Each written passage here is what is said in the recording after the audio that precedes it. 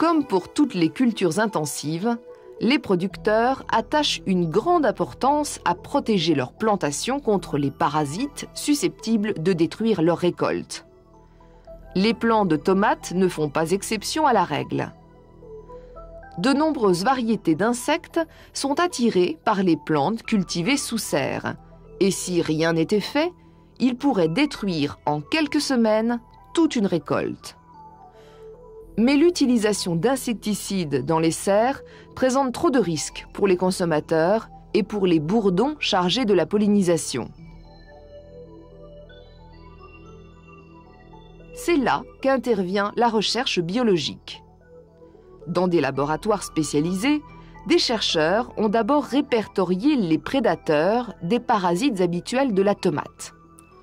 Pour chaque parasite, 3 à 4 ennemis naturels ont été retenus afin d'être élevés en grand nombre.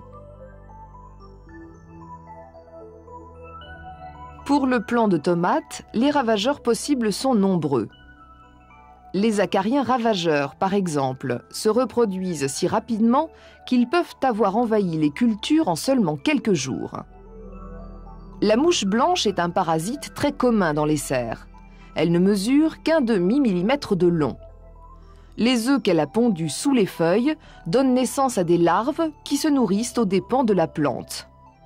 Les nymphes parasitées se reconnaissent à leur couleur noire. Quelque temps après la ponte, une jeune guêpe parasite sort de la nymphe, là où une nouvelle mouche blanche aurait dû voir le jour. L'asticot qui en sort, la larve, creuse des galeries dans les tissus foliaires, ce qui provoque le dépérissement des feuilles.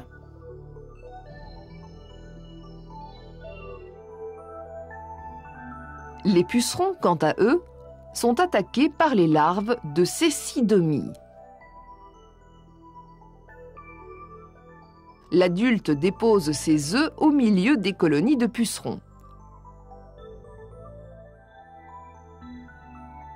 L'agriculture biologique dispose donc de tout un arsenal diversifié contre les ravageurs de culture qui permet aux cultivateurs de se dispenser de produits chimiques et toxiques sans pour autant que l'efficacité de la lutte contre les parasites soit amoindrie.